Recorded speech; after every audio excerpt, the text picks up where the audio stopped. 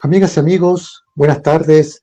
Sean bienvenidos al segundo conversatorio que organiza la Asociación de Recreación Histórica Frontera del Biobío. Continuando con esta saga para dar la importancia que tiene Concepción en nuestra zona en el proceso de la independencia de nuestro país. Les saluda Francisco Darmendray. Espero estén muy bien atendiendo desde luego la contingencia sanitaria. A mí es un honor poder presentar el segundo conversatorio Concepción, Ciudad de la Independencia. Como mencioné anteriormente, actividad realizada por la Asociación de Recreación Histórica Frontera del Biobío, a quienes agradezco esta oportunidad de ser el conductor de esta interesante actividad a solo semanas de conmemorar la declaración de la independencia de Chile efectuada en nuestra zona aquel 1 de enero de 1818. Pero antes de comenzar con la actividad, deseo dejar con ustedes al presidente subrogante de esta agrupación, Magíster Carlos León Heredia, que nos contará pocas palabras sobre las actividades que desarrolla esta histórica agrupación. Estimado Carlos, te dejo la palabra. Muchas gracias, Francisco, y muchas gracias también por participar nuevamente en esta segunda tanda del conversatorio. Muy buenas tardes a todos quienes están conectados. Mi nombre es Carlos León Heredia, al igual que los expositores que están aquí presentes y que vamos a comentarles acerca de diferentes temas. También soy miembro de la Asociación de Recreación Histórica Frontera del Biobío, que busca agrupar interesados en el patrimonio histórico y cultural chileno en general y en el periodo de la colonia y la independencia en particular. Buscamos aunar esfuerzos para el estudio y divulgación de la historia de Concepción y sus alrededores a través de la recreación histórica, rescatando antiguas formas de existencia de mujeres y hombres de esta zona de la frontera del Biobío que vivieron estos periodos y también haciéndonos parte de lo que es la recreación de esta época de la independencia.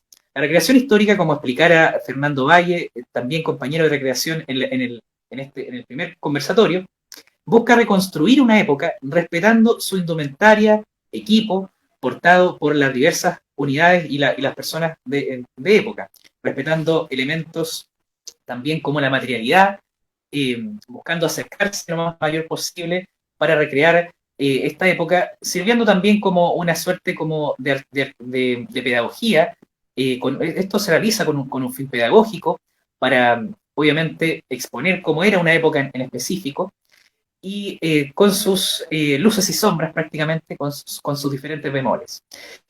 Nos constituimos oficialmente el 14 de septiembre del 2019, pero ya anteriormente habíamos participado de otras actividades. Hemos participado de diversas actividades presenciales antes de que llegaran estos tiempos de pandemia.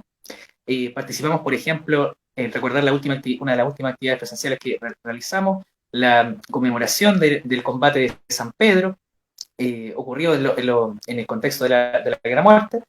Y hemos también participado últimamente de diversas actividades en una modalidad virtual. Muchos de algunos de nuestros miembros, compañeros de recreación, como les comentaba, han podido realizar cápsulas históricas que están disponibles en nuestra fanpage para que puedan, el público que nos está siguiendo, ¿cierto?, visitarlas, recordarlas. Buscamos cumplir también una labor en ese sentido. También se han participado diversos conversatorios virtuales como este y algunos de nuestros miembros han destacado participando, ¿cierto?, de estas instancias virtuales que buscan también reflexionar y abrir la palabra en torno a la temática.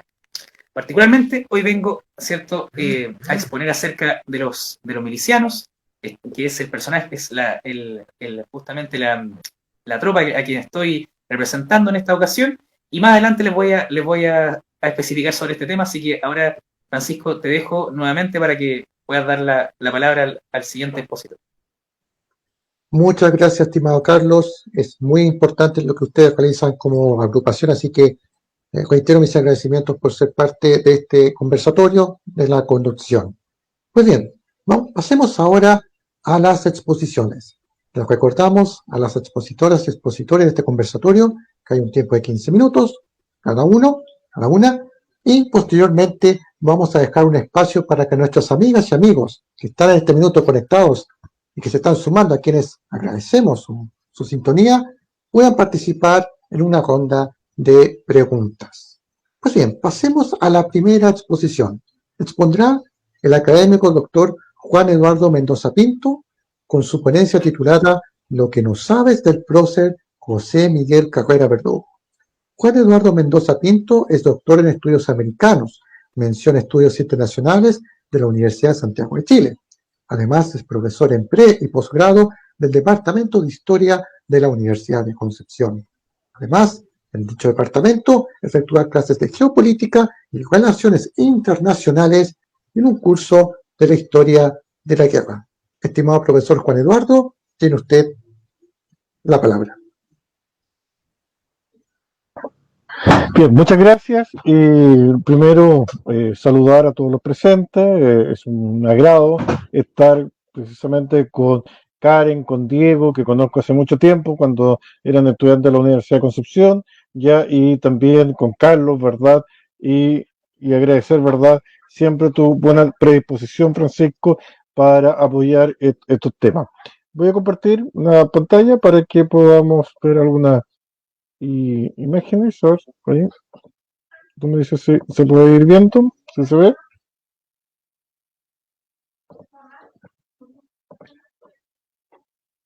Bien, se ve, ¿verdad?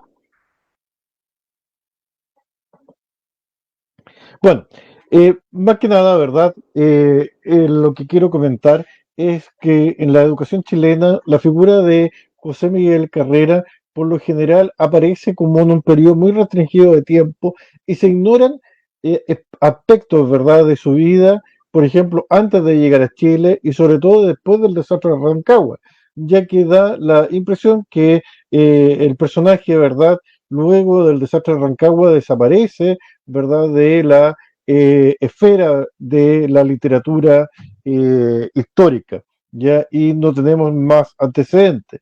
Entonces, eh, quiero, ¿verdad?, abocarme, ¿verdad?, a esos periodos que son más bien desconocidos, ¿ya? Generalmente lo que sabemos de él es que fue alguien que estimuló, que exaltó, ¿verdad?, la causa de la independencia, que dio varios golpes de Estado para poder, ¿verdad?, ocupar la principal autoridad, pero desde ahí orientar a la nación ya hacia una conquista de su soberanía, ya iniciar el periodo de guerras que conoceremos la Patria Vieja. Hay también un aspecto interesante en las obras culturales, la fundación de biblioteca, el Instituto Nacional, la prensa, a la cual le va a dar el prócer una gran importancia. Está el tema de las campañas, ¿verdad?, de la Patria Vieja y su rol como comandante en jefe, donde por ahí también surgen algunas críticas y la pugna, ¿verdad?, siempre con Bernardo O'Higgins. Bueno, eh, José Miguel Carrera, ¿verdad? Hijo de Ignacio Carrera, ingresó como cadete al regimiento de caballería del Príncipe cuando tenía 9 años. Entonces esto nos da una idea de que desde muy temprano, desde su niñez, él estuvo en actividad militares, lo cual implicaba ejercicio, sobre todo el tema, ¿verdad?, de la caballería, la cabalgata. Va a recién a obtener su grado de teniente el año 1805, fecha en que Ignacio, su padre, lo va a enviar primero a Lima para aprender algo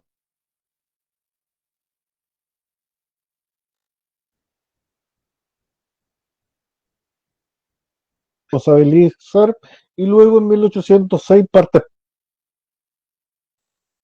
¿Sí?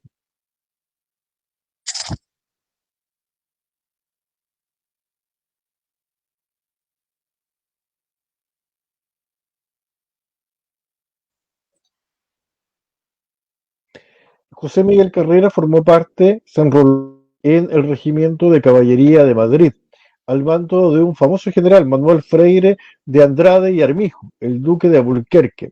Ya es un personaje muy destacado dentro de las figuras militares de España. Y es así como se involucra, participa, mejor dicho, en 14 combates y batallas. Llévenes, Mora, Consuegra, la defensa del río Guadiana, la batalla de Talavera de la Reina, ya la defensa de Madrid, en fin, por esta acción en Talavera va a ser condecorado nada menos que por el duque de Wellington, quien años después, ¿verdad?, va a ser el que va a derrotar a Napoleón en la famosa y célebre batalla de Waterloo. Entonces fue un hombre que se hizo militar con la experiencia, que fue herido, que fue hecho prisionero incluso, que logró escapar y siempre, ¿verdad?, dio, por así decirlo, frente a las batallas.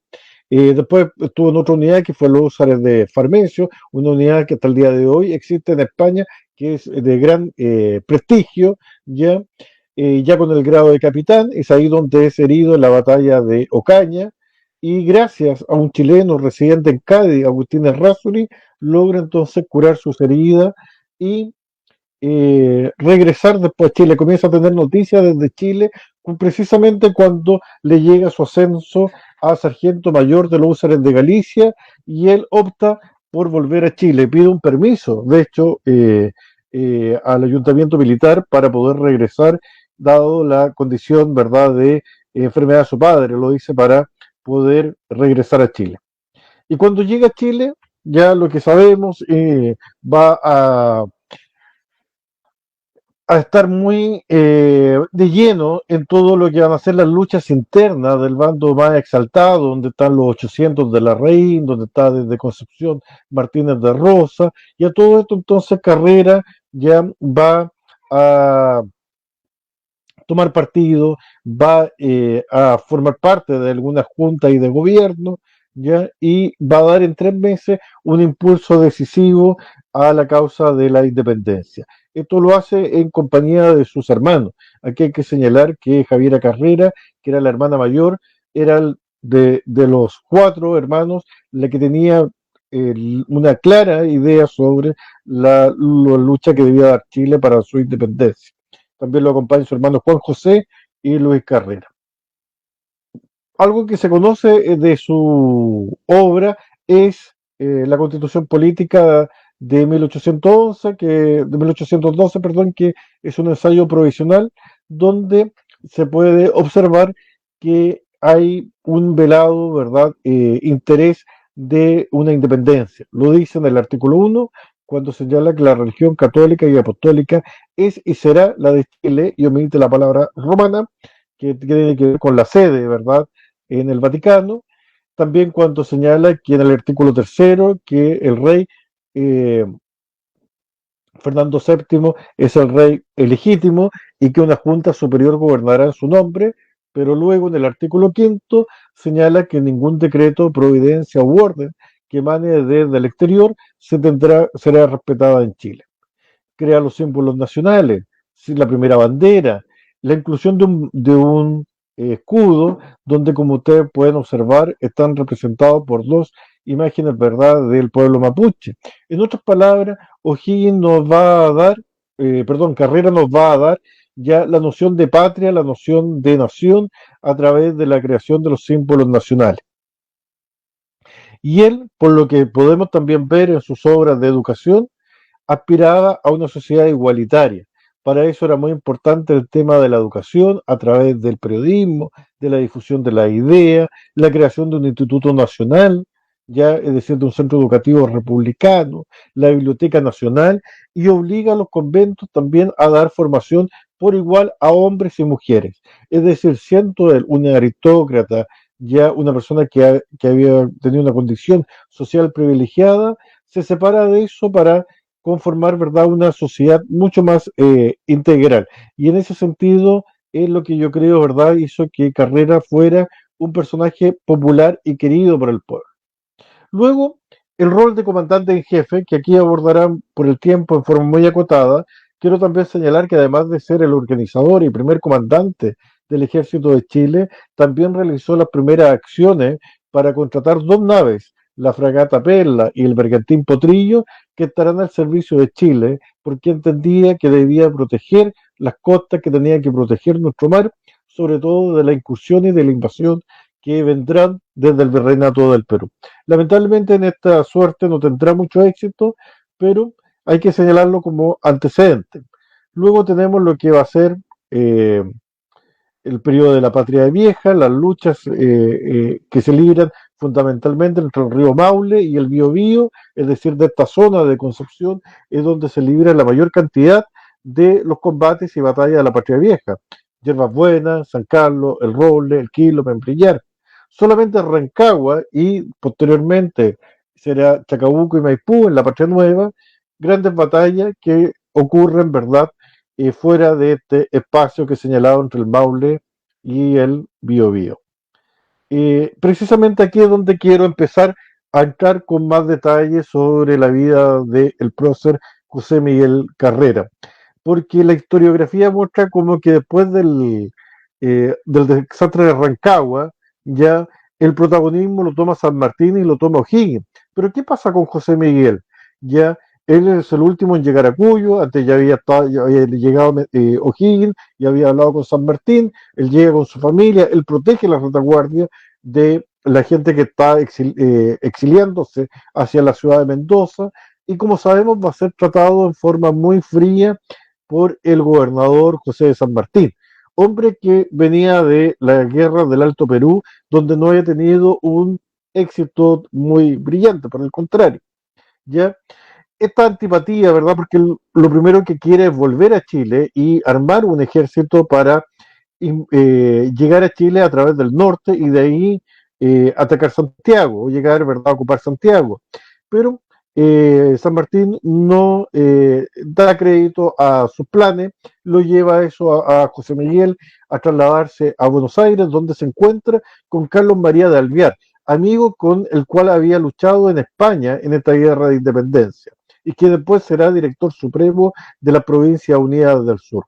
Alvear, en su puesto de mando y teniendo a Carrera como un asesor de su gobierno, va a impulsar o va a querer apoyar la idea de Carrera de volver a Chile a través de Coquimbo. De hecho, este plan fue visto en el Senado argentino, pero fue rechazado y poco después la oposición contra Alvear, que estaba liderada por José de San Martín y la logia lautarina, lo sacan del poder y queda entonces José Miguel huérfano de este apoyo, lo cual lo hace entonces tener un plan. Su plan es ir a Estados Unidos, hablar con el presidente Madison, conseguir armas, conseguir hombres y volver a Chile. Entonces siempre estuvo presente sus intenciones de regresar a la patria. Es así como a fines de 1815 se embarca sin saber inglés.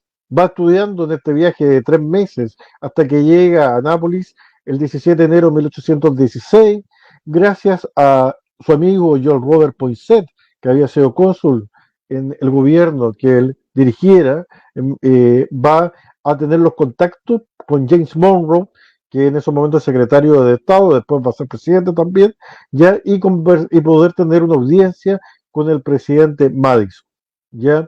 El presidente Madison, como estaba en tratativas y negociaciones con España, no quería involucrarse en las rebeliones que estaban ocurriendo en Hispanoamérica. Estaba muy al tanto y muy interesado. Sin embargo, no había dado audiencia a ningún otro prócer, ni a Bolívar, ni a ningún otro dirigente, ¿verdad?, por así decirlo, líder de la causa de la independencia hispanoamericana. Bueno, fue ya una gran conquista haber conversado con él y haber tenido un apoyo indirecto de él y sobre todo el capitán de navío Pedro David Porter. Porter va a lograr entonces que Carrera logre armar una flotilla con la corbeta Clifton, con la fragata Scott, Dudway, ya los bergantines Savage y Regatta, con armamento, con soldados. En este viaje que él estuvo en Estados Unidos, que fue de 11 meses, la verdad es que logró contactos privilegiados. Acá en Estados Unidos se encontraba también el hermano de Napoleón Bonaparte, ya José Bonaparte, que había sido rey de España. Estaban mariscales y generales del alto mando del ejército de Napoleón que encontraron en América un lugar de refugio. Habló con el general Gravier, con el mariscal de campo Grouchy, ya, a quienes le contó sus planes de volver a Chile y logró ser acompañado en este viaje por 30 oficiales franceses, ingleses, italianos, ya que forman parte de las filas del ejército de Napoleón. Entre ellos Jorge Boucher, el general Miguel Breyer, el ingeniero Alberto Bachler, ya que era caballero de la Legión de Honor. Además traía 3.000 fusiles y sus respectivas bayonetas, 1.000 sables, pistolas, proyectiles, pólvora, libros de aritmética, de geometría, de matemática, instrumentos musicales, incluso para una banda, y también algo que a él le apasionaba, el tema de la imprenta. Traía también una máquina de imprenta. Es así como arma una escuadra que llega a Argentina el 9 de febrero de 1817, fíjense la fecha, es decir, pocos días antes de que se está produciendo el cruce del ejército de los Andes en esos momentos y de la batalla de Chacabuco, que es el 12 de febrero. Es en ese contexto en que José Miguel tiene todo el ánimo de apoyar la lucha que se va a librar en Chile y quiere ir con su escuadra para apoyarlo desde el Pacífico a las fuerzas de O'Higgins y de San Martín. Pero se le prohíbe eso, se le requisa sus naves, él, se le toma preso ya y se le encarcela en el Bergantín Belén. Es ahí donde él confiesa a su amigo Diego José Benavente: San Martín no va a liberar Chile, sino que va a conquistarlo, y va a dejar entonces un mandatario de la logia. Mientras tanto, eh, su hermana, eh, Javiera Carrera, ya, y su otro gran amigo, ya Manuel Rodríguez, están tramando la posibilidad de dar un golpe al recién instalado gobierno de Higgins, que se instaló en febrero de 1817. Para esta conspiración, ¿verdad? Eh, Van a traer algunos elementos desde Argentina que van a ser descubiertos, e incluso una carta que lo incrimina, y por ese motivo van a ser capturados además los dos hermanos, Juan José y Luis, en la ciudad de Mendoza, y van a ser fusilados en abril de 1818. O sea, eh, vemos, ¿verdad?, que acá la enemistad de O'Higgins con la familia comienza cada vez a crecer más.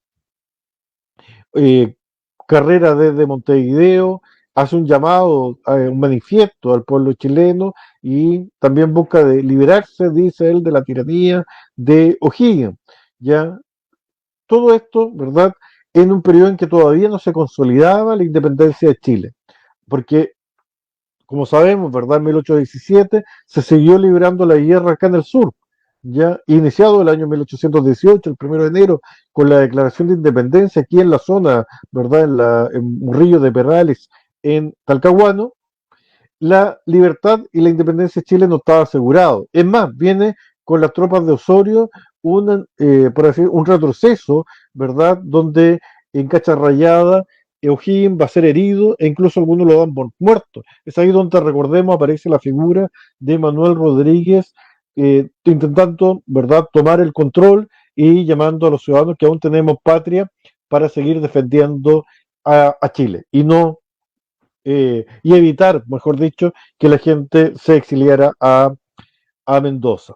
Bueno, eh, respecto, ¿verdad?, a la flota que nunca llega a Chile, en todo caso Estados Unidos cobró estos dineros que eran muy cuantiosos al gobierno de Chile, que estaba al mando de O'Higgins, y O'Higgins entonces lo hace cargar al patrimonio de la familia Carrera, ya a su hacienda que tiene en San Miguel. Todo eso hace, ¿verdad?, más lo que les contaba de el fusilamiento de los hermanos Juan José y Luis, a los cuales incluso se cobra ya los gastos del fusilamiento al padre Ignacio de la Carrera. Va a ser, ¿verdad?, que este hombre ya de 86 años fallezca el 22 de junio de 1819 con una gran pena. Esta otra parte que tampoco se conoce tanto de José Miguel. Ya ustedes entenderán, con sus dos hermanos muertos, su padre muerto, ¿verdad?, y la persecución que había en Chile, lo único que él quiere es volver a nuestro país. Y se va a involucrar en los conflictos internos entre federalistas y unitarios en las provincias unidas del sur, apoyando siempre a su amigo Alvear, pero también a otros caudillos del federalismo, como por ejemplo a Francisco Ramírez. Le ayuda a formar un ejército y con ese ejército derrotar a las tropas de la capital, de Buenos Aires. Ya al general Randu lo va a derrotar en la batalla de Cepeda, y va a firmar el trascendente Tratado del Pilar, ¿ya? Eh, Esto entonces hace ya que Carrera, además de ser un buen estratega, ya sea nuevamente un asesor del gobierno de sus amigos en La Plata. Pero él no quiere eso, él quiere volver a Chile y forma un ejército, abandona Buenos Aires, pues se puede haber quedado con la comodidad ya de contar tal vez con un buen pasar ahí. Sin embargo, él va a formar un ejército de cerca de 2.000 hombres, fundamentalmente una guardia, o sea, una unidad de caballería, es decir, un ejército muy móvil, ya que en base de los húsares de la Gran Guardia que había tenido en Chile, decide entonces eh, recorrer las Pampas y buscar llegar a Chile. Pero eso no lo logra hacer. Nuevamente la intriga y los conflictos internos lo hacen volver a Buenos Aires y por segunda vez ahora derrotar a otro caudillo unitario y poner y ayudar a contribuir a que Carlos María de Alvear llegue al gobierno. Es acá, ¿verdad?, donde participa en la batalla de Cañada de la Cruz, donde derrota al general don Estanislao Soler y a su ejército porteño en la batalla de Gamonal. Acá hay otro tratado, el Tratado de Santa Fe. Estos tratados son fundamentales para lo que va a ser después el futuro de Argentina, el federalismo. Así que lo que aspiraba entonces Carrera era conformar una confederación de estados del sur, donde se uniría también Uruguay, ¿verdad? Con Artigas, Entre Ríos y otras, ¿verdad? Zonas, y también, y donde Chile iba a poder hacer una alianza con los países, ¿verdad? De la zona de la Confederación del Sur. Carrera ya con 200 hombres, con una pequeña cantidad de seguidores, sigue intentando volver a Chile. Para eso se interna en la Patagonia, donde está habitado por pueblos ranquiles, mapuches, indios de la Pampa, ya quienes lo reciben y le otorgan el título de Pichi Rey, que significa pequeño rey. Ya ofrece los indígenas de la zona unirse en torno a su persona y conformar un ejército de 80.000 guerreros. Y esto sí que era, para los números de la época, un ejército realmente grande. 80.000 guerreros es una cantidad de, de un ejército muy numeroso. Con ese ejército podría haber hecho lo que hubiera querido Carrera. Ya, sin embargo, le bastó ver el comportamiento que tuvieron los indígenas en Salta. Y ahí ven una imagen del rapto de mujeres, pillaje y otras tropelías que cometieron, que Carrera prefirió abandonarlos ya y proseguir con sus 200 hombres rumbo a Chile. Pese a que era una fuerza muy disminuida, ya en el camino fueron atacadas por fuerzas de mayor cuantía en Córdoba, en San Luis, y aún así Carrera logró derrotar a ejércitos muy superiores, de 800 hombres y muy bien armados. Ya se envían incluso desde Chile refuerzos y tropas a la ciudad de Mendoza para detener a Carrera. Y en Punta Medano será el lugar donde finalmente un pequeño grupo de soldados lo traiciona y lo entrega a las autoridades de Cuyo. Carrera es tomado prisionero junto con su gran amigo José María Benavente, a quien le encarga precisamente la custodia y el apoyo de su esposa. ¿Ya? Va a ser enjuiciado, va a ser condenado, sentenciándolo de muerte, acusándolo de todos los horrores de esta guerra entre unitarios y federalistas. Existieron incluso tratativas desde Estados Unidos por buscar la libertad de Carrera. Sin embargo, no hubo caso. Finalmente se llega el momento, según el relato del fray Benito Lamoso, podemos conocer que Carrera enfrentó la muerte con mucha hidalguía, con mucha valentía, ya demostrando siempre ese valor personal que se le conoció en Chile, pidió que no se le vendaran los ojos y que se apuntara al lugar donde indicaba su mano en el pecho. También quiso dar las órdenes de fuego, pero eso no se lo concedieron.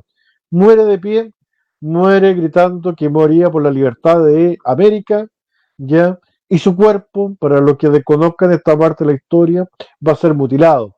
la cabeza de Carrera va a ser cortada y puesta en el Cabildo de Mendoza y sus brazos, uno partirá a la gobernación de Córdoba, su brazo derecho, y el brazo izquierdo irá a la gobernación de San Luis.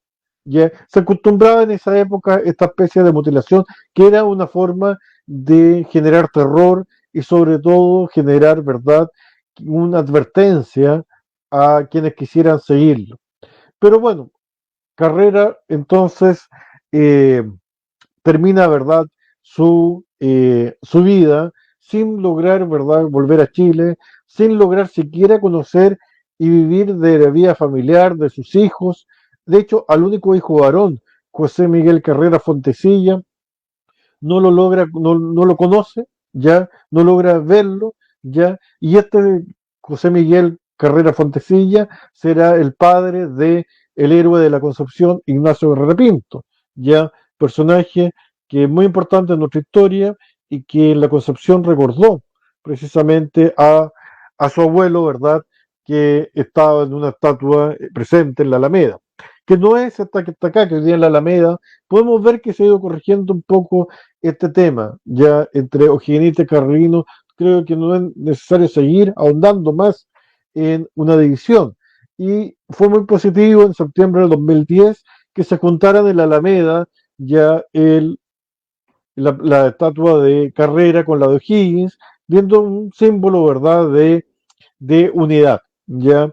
Porque debemos reconocer que ambos hicieron un gran aporte a la independencia de Chile. Para finalizar, ya quiero señalar que en el Ejército de Chile se guardan la tradición, ¿verdad?, de José Miguel Carrera, especialmente en una unidad de caballería que lleva su nombre patronímico, que es el Regimiento Húsares, que está en la ciudad de Angol, ¿ya? Y que también conserva, ¿verdad?, como tradición la calavera, ¿verdad?, que usara Manuel Rodríguez en su unidad Los Húsares de la Muerte. También en la institución desde el año 2006 se ha hecho una tradición entregar al nuevo comandante en jefe la espada de José Miguel Carrera como símbolo de mando del comandante en jefe.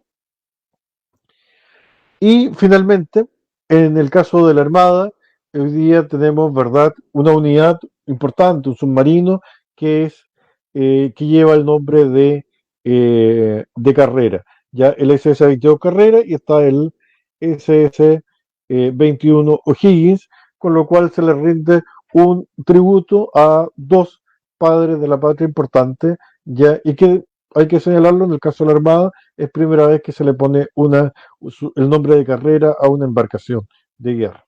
Eso sería lo que quiero compartir y después que podamos debatir. Muchas gracias.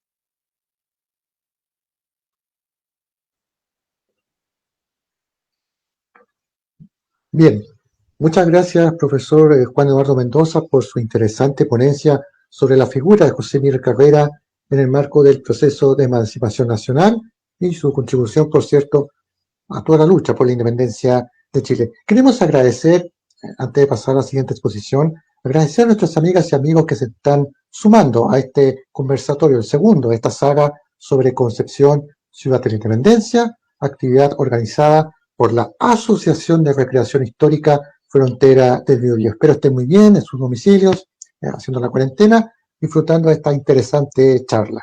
Pues bien, pasemos a la siguiente ponencia. Siguiente ponencia a cargo de la académica doctora Karen Isabel Manzano Itoca, titulada La toma de la fragata María Isabel. La doctora Karen Isabel Manzano es doctora en estudios americanos de la Universidad de Santiago de Chile. Además es magíster en Ciencias Políticas, Seguridad y Defensa, ANEPE, Universidad de Concepción, además de profesora e Historia y Geografía de la Universidad de Concepción. A continuación dejamos la exposición de la profesora Karen Isabel Manzano. Por favor. En primer lugar, muy buenas tardes. Gracias por la invitación a participar en este conversatorio. Y para empezar, voy a mostrar más o menos lo que tengo presentado sobre la fragata María Isabel.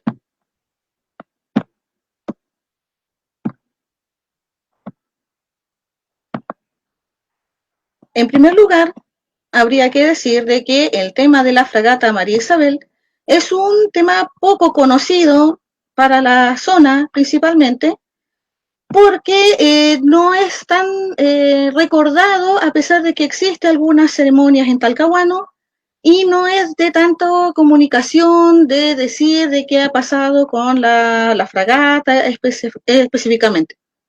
Pero, ¿qué ocurre acá? Principalmente existen varias cosas interesantes de mostrar en esta presentación, porque hay muchos factores nacionales e internacionales que influyen en esta.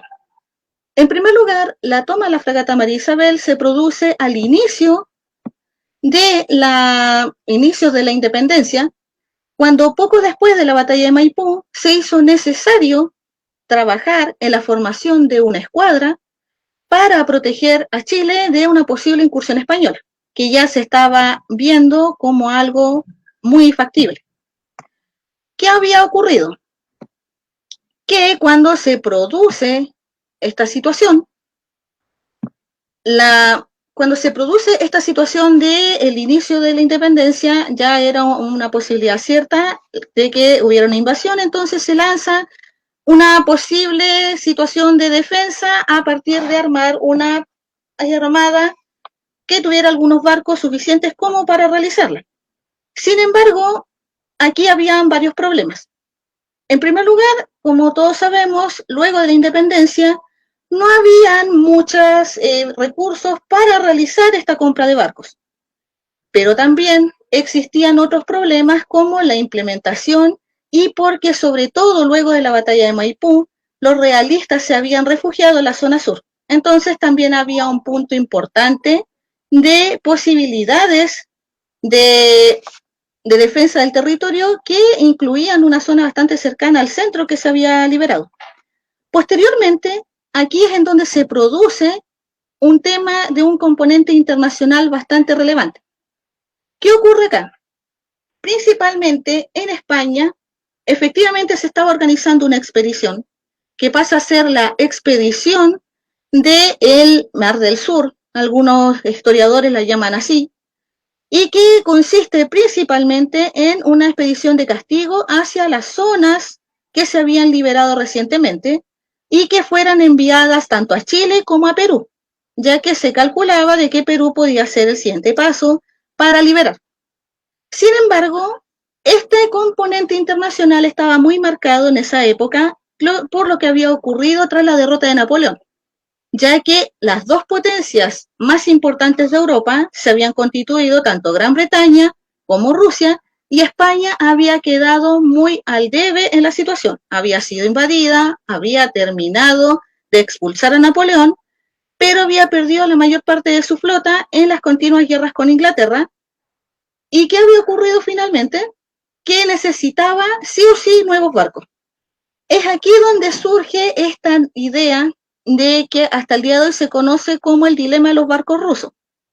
¿Qué ocurrió? Fernando VII, en su afán del absolutismo y en hacerle caso solamente a sus más cercanos, una verdadera camarilla, hace un acuerdo con el embajador ruso para comprar una serie de barcos a Rusia y que estos se transformaran en la nueva escuadra. Entre ellos tenemos a la fragata María Isabel. Este acuerdo se hizo por millones de la época, bastantes en su momento, pero no se logró llegar a un buen acuerdo, puesto que no hubo una revisión de los barcos que se iban a mandar. ¿Qué pasa? Que cuando esto llega en España, habían un par que estaban en mal estado, y es aquí donde los historiadores hacen una serie de especulaciones. En primer lugar, que los barcos estaban todos malos, y en segundo, de que los barcos que estaban en mal estado se repusieron. ¿Qué ocurrió acá?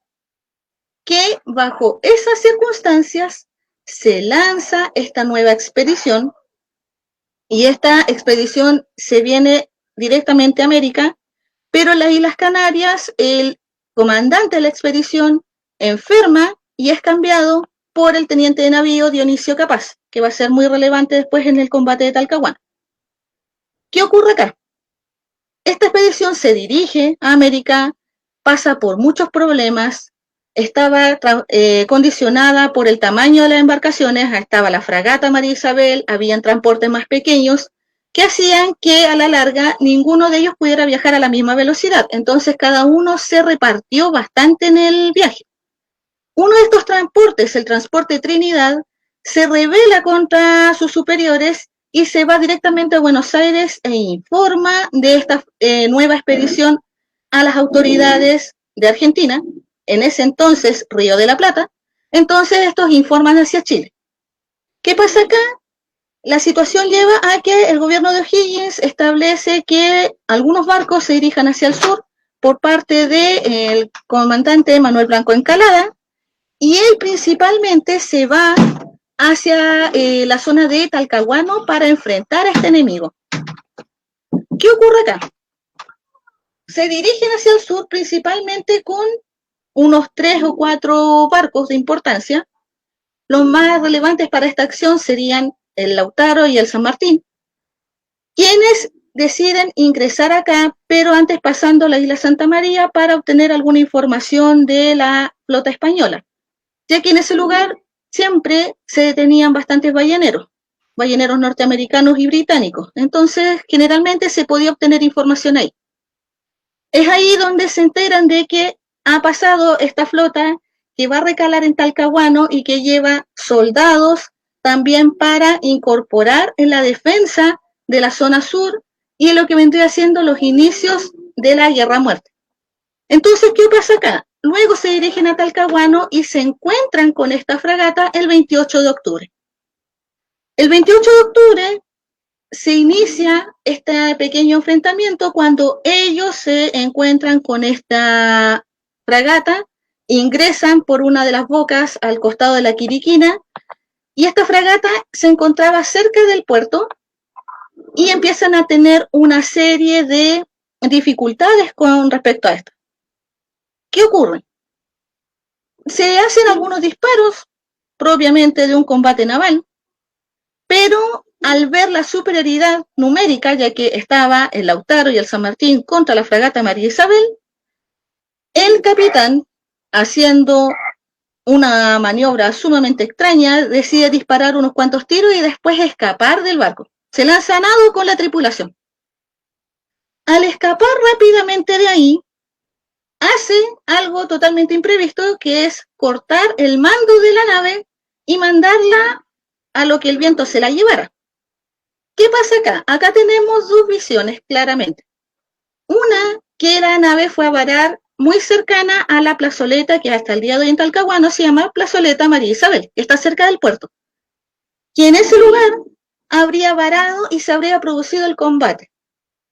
Hay otra opción que también tiene bastantes puntos, es la que cuenta Barros Arana, que producto del viento, porque en ese día había viento norte, se habría dirigido la fragata hacia la zona de Rocuán, en donde el suelo era bastante fangoso y habría encallado ahí.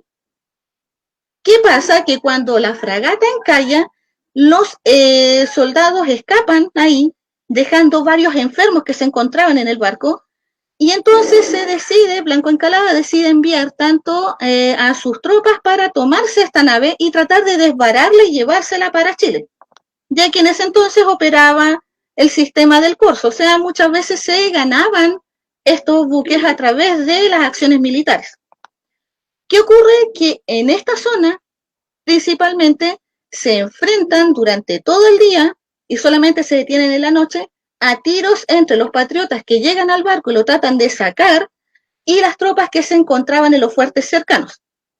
Es aquí en donde hay distintas versiones, como yo les decía, una que estaba cerca de la plazoleta María Isabel y que recibía los disparos desde el castillo San Agustín, que también estaba en el puerto de Talcahuano. La otra, que dice la isla Rocuán, que uno, haciendo mención a las memorias del juicio que se le hace al capitán Capaz por abandonar el buque antes de terminar el conflicto, se hace mención de que le disparan desde la batería número 2. La batería número 2 era una de las tantas baterías o cañones que se encontraban cerca del Morro de Talcahuano. Entonces, ¿qué pasa? Finalmente, durante toda la noche, se detiene el combate, aproximadamente de las 2, 3 de la mañana hasta las 6. y recién cuando amanece y sopla el viento sur, ante la mirada atónita de los españoles que se encontraban en Talcahuano, se logra desbarar el buque y es capturado por Chile. Eso fue totalmente insólito, como les digo, porque los españoles creían de que el buque había varado y no se iba a poder sacar. Y se lo llevan y pasa a ser parte de la escuadra nacional delante de todos y a la vista y presencia del capitán que había escapado y de todos los que se encontraban ahí. ¿Qué ocurrió? Obviamente, esta fragata pasó a ser parte de la Armada de Chile y por ley se le cambia el nombre a Fragata O'Higgins. Este va a ser muy importante porque se va a realizar tanto la expedición a Valdivia, la de Chiloé, la expedición Libertador del Perú, y recién termina su vida útil alrededor del año 1826, luego de la campaña de Chiloé. En el caso de la situación del puerto, llama mucho la atención de que hayan podido capturar un barco sin necesidad de causarle mayores daños al enemigo. Esto se debía a que luego de la batalla de Maipú, el general Osorio, cuando se retira hacia el sur, ordena dinamitar muchos de los fuertes que se encontraban en Talcahuano, lo cual significó a la larga que se perdiera una parte importante de la defensa del puerto. Pero también aquí hay otro componente, que es lo que yo les mencionaba de los barcos rusos. ¿Qué ocurre con esto y que ha dado la especulación para muchos historiadores? Que los barcos rusos en realidad estaban en mal estado y por eso se iban a perder. Esa es la excusa que utiliza el capitán Dionisio Capaz, bueno, en ese entonces teniente de navío, y que se hace en el juicio en 1820 en Lima, en donde dice de que el barco estaba en pésimo estado y que lo había perdido por ese motivo, que apenas podía navegar y que se le había hecho muy difícil realizar la travesía en él. Eso es totalmente contrario a lo que uno obtiene de las memorias de Blanco Encalada, porque las memorias de Blanco Encalada se hace mención de que el barco estaba en excelentes condiciones, que era el mejor para navegar, en el sentido de que en comparación a los otros buques de la Armada, estaba en muy buen estado, pasó a ser el buque insignia de la Armada de Chile en esa época, y que el gran problema de la expedición española era que habían realizado muy mal planificado el viaje y que se encontraron con que habían muchos enfermos dentro del barco, enfermos de escorbuto, una enfermedad que se basa en la falta de vitamina C, y que había pasado de que eso había sido el principal problema para la expedición, la gran cantidad de enfermos que tenía. De hecho, Blanco Encalada dice que cuando ingresa al barco se encuentra con que parece más un hospital que un barco de guerra. Y eso mismo uno lo puede obtener dentro de las memorias de Miller, que fue el encargado de realizar la maniobra de infantería marina para tomarse el buque y estar resistiendo durante todo un día y una noche para luego sacarlo de ahí. Entonces, ¿qué se generó? Que esa situación de la fragata María Isabel, por una parte se transforma en el primer gran hecho de la Armada, porque se obtiene en un combate una excelente fragata que pasa a ser luego el buque insignia. Se obtiene además a los pocos días una gran cantidad de transportes en donde se estaba dirigiendo el resto de la expedición tanto para desembarcar en Concepción como para irse hacia Perú, pero también genera mucha discusión en torno a los historiadores por este tema de que en realidad algunos justifican la pérdida de la fragata y la pérdida de la expedición del Mar del Sur a la mala calidad de los barcos rusos que habían contratado y que habían comprado, por sobre la situación de que en realidad había sido una mala planificación estratégica en todos los niveles. Así de que en realidad eso es a grandes rasgos lo que les quería explicar sobre la fragata María Isabel. ¿Estamos acá?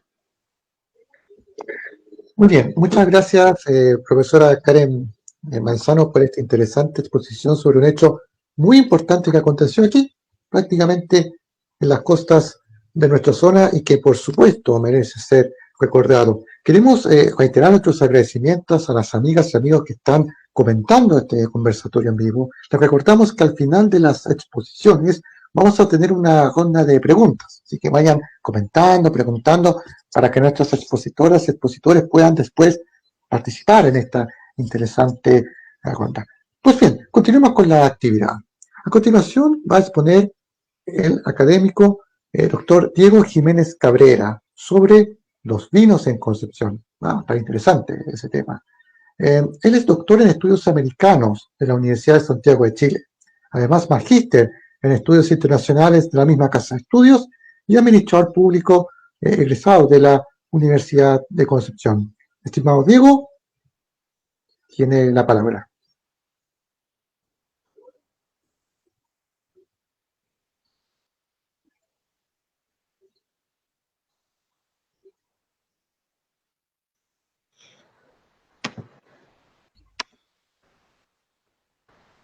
Hola, buenas tardes.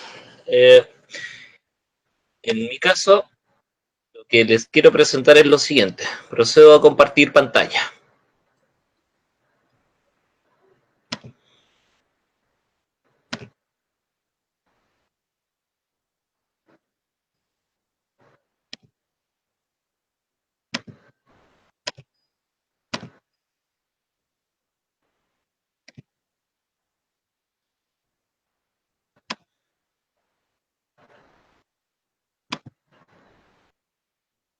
¿Se logra ver?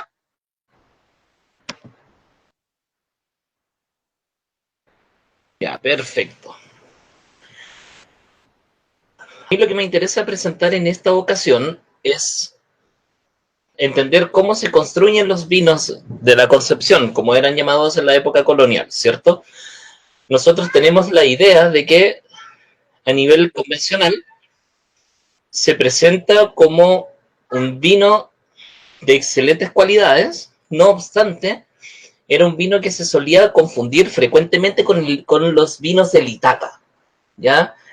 Que eran asociados a la mejor calidad de los vinos de Chile de esa época, a tal punto que eran comillas, exportados al virreinato de Perú, se consumían en Lima, a eso me refiero, ¿ya?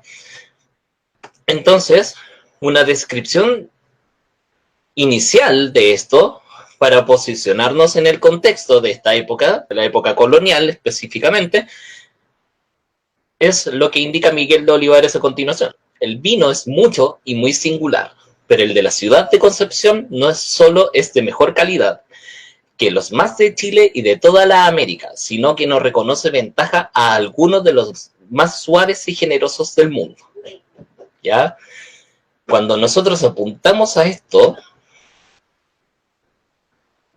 nos referimos esencialmente a la idea de que tenemos en primer lugar una configuración del Reino de Chile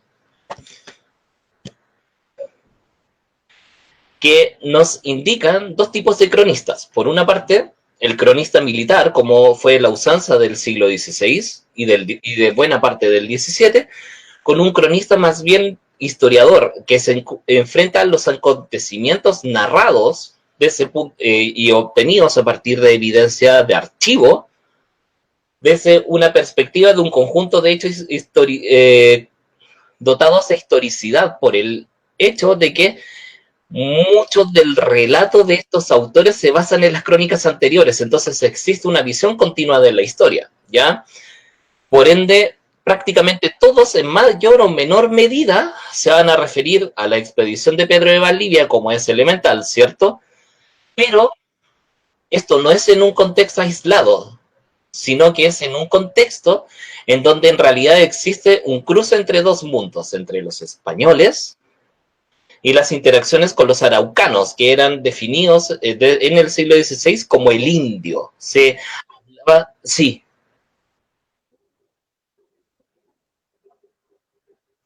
Ya, enseguida.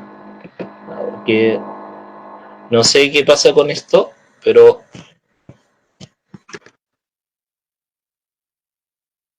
ahí se logra ver el pantalla completa ahora. ¿Sí?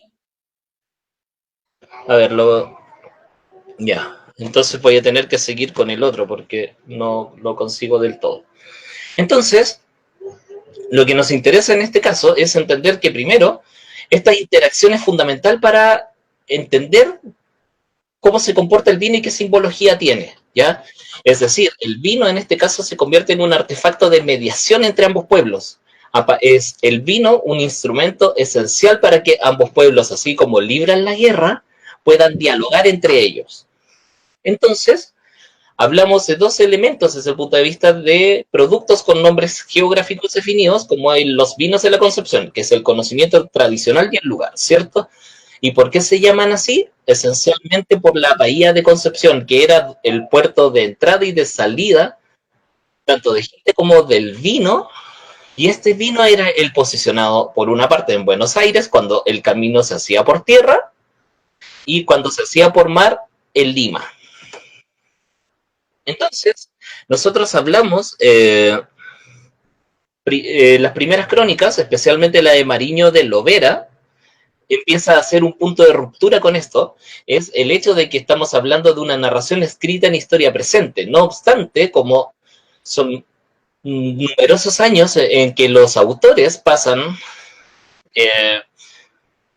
en este proceso de la colonización y conquista, en realidad lo que acaba ocurriendo es que estamos transitando de una simple descripción de hechos a una representación del pasado, ¿ya? Entonces, sobre el vino lo que nos preguntamos en definitiva es si es el lugar el que hace el producto o el producto hace el lugar en esto.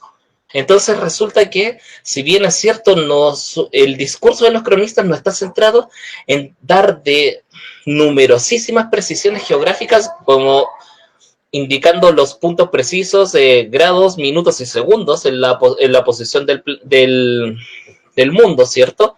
Lo que en realidad ocurre es que se indican principalmente ríos, puertos y valles como factores de localización, además de las ciudades. Entonces resulta que en este caso, cuando hablamos de los vinos de la Concepción, hablamos en realidad de un contexto más amplio. ¿Por qué? Porque nos vamos a referir a valles, a puertos, pero además a ríos y a ciudades específicas. Entonces, en realidad es un concepto mucho más amplio, ¿ya? Por ende, esto dista mucho de la concepción actual del vino, en donde nosotros hablamos del varietal. Hablar si es un Cabernet Sauvignon o un Sauvignon Blanc, o hablar de un Carmener, de un Cariñán, etc. Eso en los siglos XVI al XIX prácticamente es inexistente. O sea, cuando se menciona el varietal, que es principalmente un moscatel, sin indicar, es una uva tinta moscatel, solamente se indica ese dato, nada más. Porque lo central es otra cosa, hablar de aroma, sabor, lo que actualmente se consideraría como el cuerpo, el sabor en boca, ese tipo de cosas. Y bueno, el contexto histórico en el cual el vino se forma, que eso es como lo que más nos interesa, no tanto como las cualidades organolépticas o de sabor y aroma, ¿ya? Entonces, cuando hablamos de la geografía con los vinos, en realidad hablamos de 3 provincias que son las más referidas, ¿ya? Por una parte se habla de Huiquilemu con San Luis de Gonzaga como capital. La otra es la provincia de Puchacay con Palqui como en la ciudad de referencia, y se habla de la Concepción, en donde Concepción es la ciudad referente. No obstante, cuando nosotros extendemos especialmente esto al siglo XVII y XVIII, lo que acabamos teniendo es lo siguiente.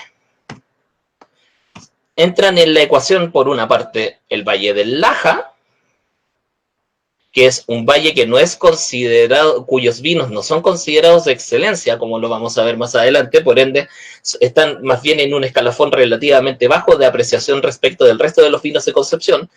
El Valle del Itata también entra como un vino de Concepción, pero a diferencia de lo que convencionalmente se narra en los vinos de Itata, desde el punto de vista de las crónicas, esta referencia de vino de Itata como vinos de la Concepción no es mayoritaria en lo absoluto. Se encuentran aproximadamente 3 referencias sobre eso, de todas las recolectadas, en más de 12 cronistas. Mientras que el Valle de Angol sí es muy referido y de manera muy insistente, especialmente los vinos del Valle de la ciudad de los confines. No obstante, esta referencia es mucho más presente, que incluso lo podemos ver a nivel de las crónicas de Antonio de Herrera, que era el gran cronista general de las Indias Occidentales. O sea, que él se nutre de las crónicas que se han redactado en Chile, así, en el Reino de Chile, así como las que se han producido en la Gobernación de Buenos Aires, en la Gobernación de Asunción del Paraguay, entre muchas otras. Y eso lo utiliza como prueba documental. Ahora, si nosotros pasamos a los atributos específicos asociados a tres valles que son de mención recurrente, como Huilquilemu, Puchacá y La Concepción, y tres zonas que existen referencias, pero no es nada tan concluyente como los del Laja, que son vinos cuya cantidad es alta, su calidad no es tanto, ¿cierto? Y Angol. Ahora, cuando nosotros revisamos el discurso relativo al vino, aparece principalmente en bailes, ¿cierto? En las celebraciones, sobre todo de los araucanos.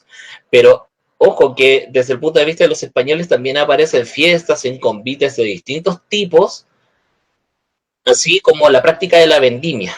Entonces también se asocia a un proceso de construcción de la tradición. Mientras que en los diálogos, claro, aparecen en distintas fases de encuentros y negociaciones, y lo que posteriormente serían los parlamentos, como el instrumento con el cual te puedes sentar a conversar y a negociar términos de paso por la zona de los araucanos. Esto es especialmente interesante porque cuando estamos en la fase de la guerra de Arauco, y esto es un dato que aparece especialmente en el caso de Pedro Mariño de Lovera, es cómo tenía un uso táctico el vino. Porque uno de los elementos disuasivos recurrentes, así como muestra como de represalia en enfrentamientos entre españoles y araucanos, era romper los odres y las botijas de vino. Entonces, cuando los araucanos se llevaban dotaciones de vino o las ingresaban en la batalla para poder pelear, los españoles, ¿qué hacían cuando querían terminar la batalla rápidamente? Romper los odres, rompan las tinajas, y con eso se produce un golpe a la moral del adversario. Es bien interesante este dato, ¿por qué? Porque resulta que el vino en este sentido tiene cierta importancia en la construcción de conceptos, de determinados usos y costumbres a la hora de dialogar, de celebrar y de combatir. Entonces, tenemos dos referencias aquí, muy someras, que es la de Alonso de Ovalle, que dice: el día más largo y la noche mayor la hacen de 14 horas y media. La tierra es muy abundante y fértil. Maduran muy bien las frutas y semillas. Hay buen vino y buenas cosechas de pasas, higos y otras frutas secas y gran cantidad de cipreses de que cortan madera muy olorosa, de la cual se entiende, como dice Herrera, se hace el lacre. Esta referencia es de Angol, específicamente.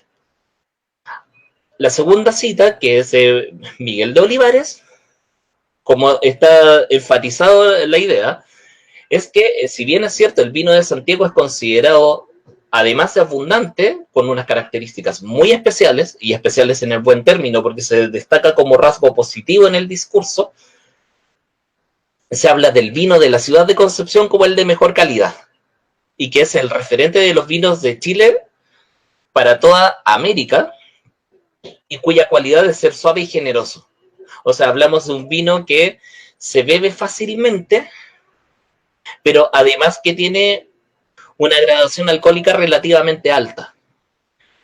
Y bueno, esto es característico de la uva país, el tener un aroma intenso, con fragancia, pero además un sabor relativamente suave que hace que sea muy atractivo desde el punto de vista de estas cualidades. ¿Por qué? Porque resulta que estas cualidades son las que más atraen a españoles y franceses.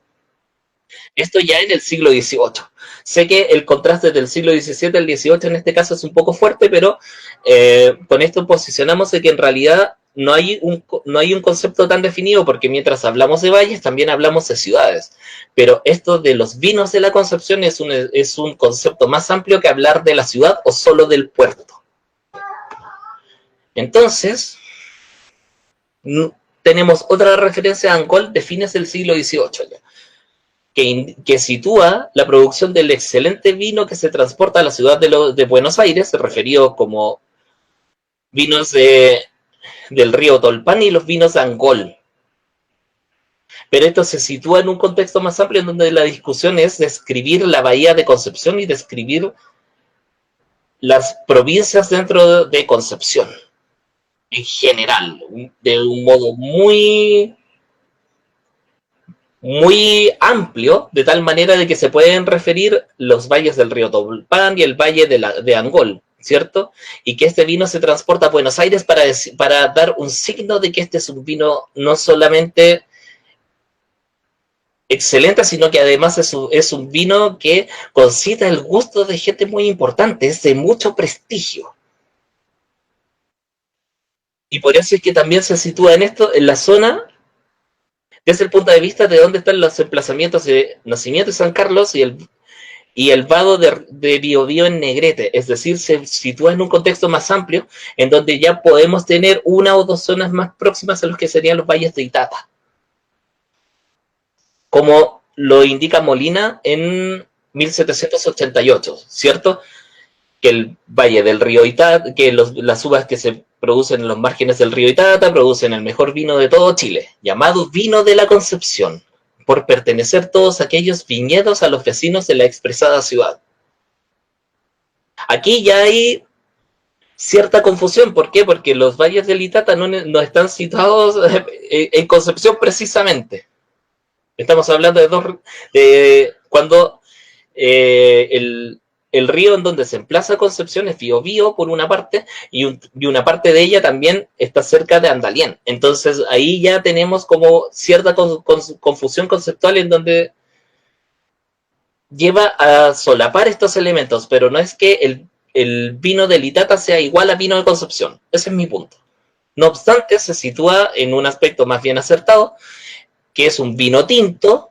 En eso prácticamente todos los cronistas concuerdan de que el vino es principalmente tinto, de un sabor excelente y nada inferior a ninguno de los mejores vinos de Europa.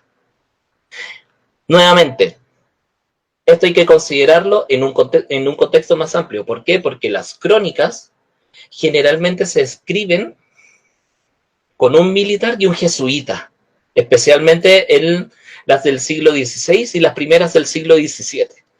Y luego son solamente jesuitas que tienen perspectivas de la investigación de las primeras ciencias naturales, así como que conforman una idea de qué es la investigación histórica y etnográfica.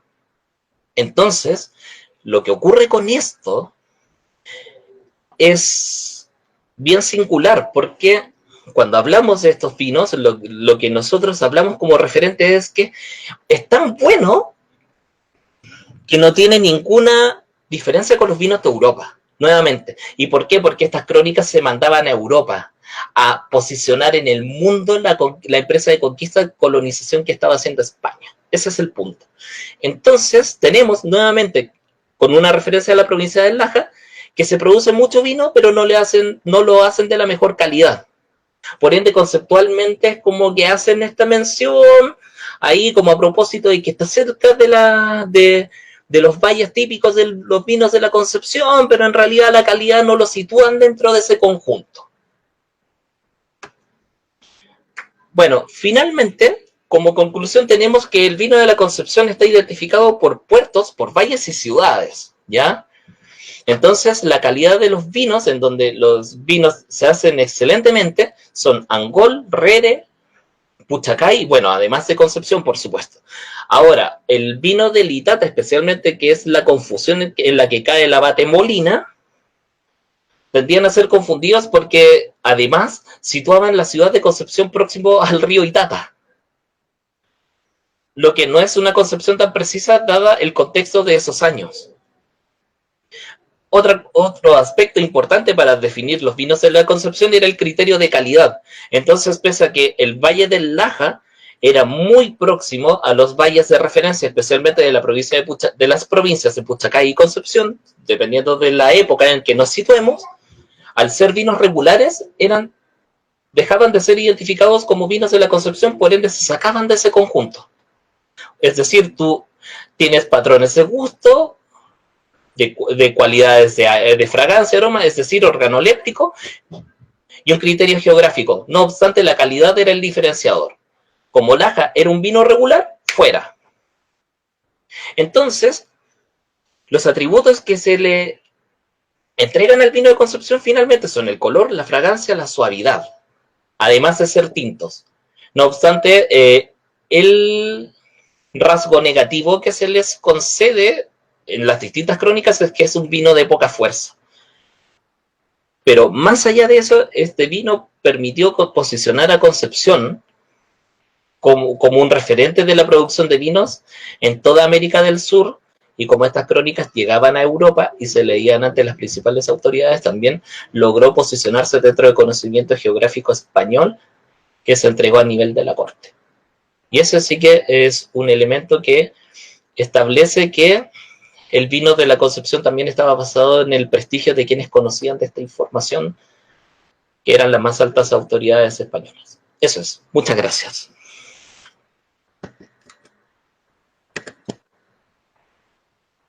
Muy bien, queremos agradecer al profesor Diego Jiménez Cabrera por esta interesante exposición sobre el vino.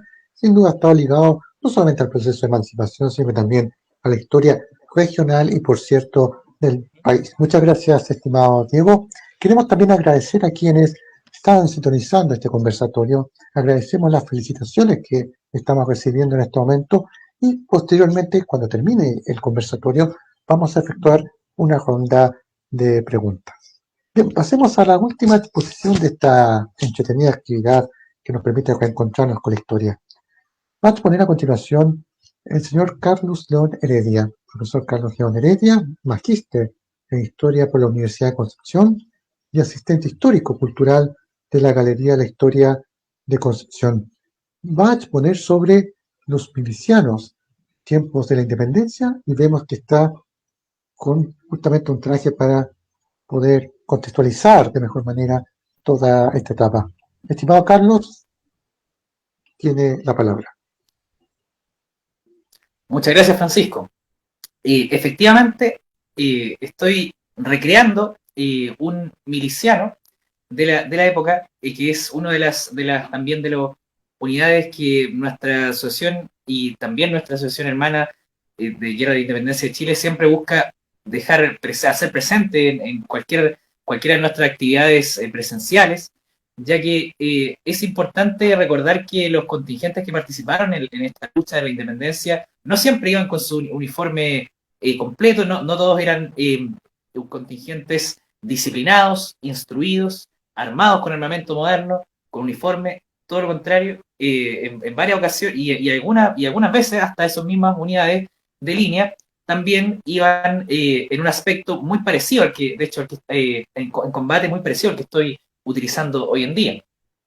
Vengo a hablar en esta ocasión acerca de los milicianos, pero me refiero a campesinos, guerrilleros, la milicia de caballería que también se formó para participar de estas luchas y que acompañaron tanto el bando realista como el bando patriota durante la lucha de la independencia, realizando diversas labores, no solo en combate, y en definitiva forman una parte de las fuerzas que muchas veces no aparece, ¿cierto?, tan destacada en las pinturas, obras pictóricas. Me refiero entonces a estos cuerpos. Igual cabe hacer la diferenciación, recordar que en el conversatorio pasado, nuestro compañero también de recreación, Angelo Castro, expuso sobre las milicias disciplinadas, que es otra entidad, en un trabajo muy profundo, de hecho tiene hasta un artículo, está publicado, es diferente, ¿cierto? Estos cuerpos de milicianos, esta voz de la milicia, de los milicianos, viene desde el siglo incluso XVII acá en Chile. Recordar que tiene incluso su origen en los vecinos en armas de las ciudades. Recordar incluso que en la época de la conquista, la hueste, ¿cierto?, que venía con Pedro de Valdivia, los mismos vecinos que quedaban en las ciudades recién fundadas también tenían la función y en algunas, por algunas prerrogativas, la obligación de levantarse en armas cuando fuera necesario. O sea, cuando de ahí viene esta voz de la milicia, como los mismos vecinos en armas de una determinada ciudad. Pero obviamente también se formaron en el siglo XVIII entidades, ya cuerpos de línea, entidades, por ejemplo, el batallón de milicias de Pardos, ¿cierto?, que después se cambió su nombre Infante de la Patria, que son otras unidades de las cuales en definitiva no quiero ahondar en esta, pero sí dejar claro que la diferenciación con el aspecto, ¿cierto?, con quien estoy recreando en esta oportunidad. Bueno, responder este tema a partir de diversos estudios que se han realizado, y también de algunas fuentes que quiero comentarles, que hablan también no solo la parte, las características de este miliciano, campesino del Valle Central, jinete. Muchas veces se habla de una milicia de caballería que aportaba como tropas auxiliares, sin embargo, y muchas veces, ¿cierto?, yendo de manera obligatoria casi al combate. Recordar que parte importante, ¿cierto?, de nuestro país en esta época, parte importante de la población era de origen rural. Estaba ya desarrollado un sistema hacendal, la hacienda constituía una unidad económica, una forma de vida en torno a la que se movían inquilinos, labradores, peones flotantes o gañanes, que también recorrían, ¿cierto?, la tierra, y justo también, además, ¿cierto?, en esta zona fronteriza, comenzaron a desarrollarse experimentados guasos, arrieros, también salteadores, cuatreros, por qué no decirlo también efectivamente. Recordar que esta zona fronteriza, ¿cierto?, igual fue zona también de los malones mapuches, y por lo tanto hubo en toda la zona trasandina, ¿cierto?, una cultura también de arrieros y de cuatreros. Ciertamente esto también era una suerte de rebeldía también al orden hacendal establecido. No es lo mismo, ¿cierto?, ser un peón flotante, gañán, que ser un inquilino, ¿cierto?, arraigado a un cierto goce o tierra de la hacienda. Como advierten diversos estudios sobre el Bajo Pueblo en esta época de la independencia, que fue un participante activo del campo de combate, de forma forzada también en varias ocasiones, llevados por sus patrones, por ejemplo, los inquilinos, con criterios, y que a veces participaban y se sumaban con criterios personales que muchas veces distaban de las causas políticas defendidas por patriotas o realistas. Es decir, muchos de ellos indiferentes a los ideales de la revolución que manejaba, por ejemplo, la oficialidad o los principales líderes políticos que llevaban, ¿cierto?, la revolución, tanto de un bando como de otro. Esto explica muchas veces la deserción, no solo, ¿cierto?, no solo de estos milicianos, sino que también de otros soldados del Bajo Pueblo que formaron unidades de línea. Esto va a explicar también este concepto de la deserción o los cambios de bando, buscando, ¿cierto?, a veces una mejor vida, un mejor vestuario, mejor alimentación. Recordar que este proceso, ¿cierto?, constituyó una revolución aristocrática en la que se excluyó prácticamente al Bajo Pueblo, quien tuvo que hacerse más que nada parte de la lucha. Y ciertamente se buscaba traer para que fuera parte de esto.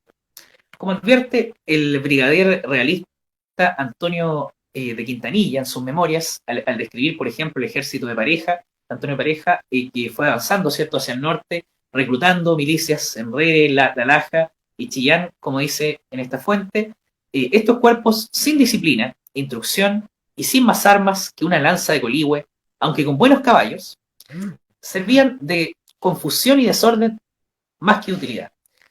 Este brigadier también nos advierte que en varias ocasiones incluso desertaban ante los disparos de artillería, torciendo las riendas. Muchas veces recordar que se sumaban mayormente guasos. Recordemos que este concepto de esta palabra guaso, viene del quechua, que significa el lomo o el anca del caballo, y de ahí va derivando a la persona que monta el caballo, y que su aspecto, ¿cierto?, su indumentaria también ha ido variando con el tiempo. El comandante realista también, Rodríguez Ballesteros, en la revista de la Guerra de la Independencia de Chile, señalaba que los milicianos se utilizaban también en la conducción de víveres, en algunas ocasiones de infantería, para perseguir fugitivos, por ejemplo, y como escolta de municiones. En esta fuente, por ejemplo, se da el ejemplo de en la batalla de Hierbas Buenas, donde fue útil la participación del regimiento de milicias de Herrere por parte, eso desde parte realista. Se advierte que en varios combates, como por ejemplo en las Tres Sellas, también formaron también vanguardia y fueron efectivos estas cargas de caballería como una caballería ligera prácticamente, como dice, ¿cierto? Como dice acá la fuente, muchas veces con lanzas, ¿cierto? También utilizaban lazos. En definitiva, voy a comentarle más adelante de la indumentaria. También se destacan dentro de las labores, por ejemplo, se habla de las milicias en Chiloé que construyeron algunas lanchas cañoneras. Por ejemplo. Según la fuente, los milicianos, recordar que eran buenos jinetes y destacados por el uso de su lanza.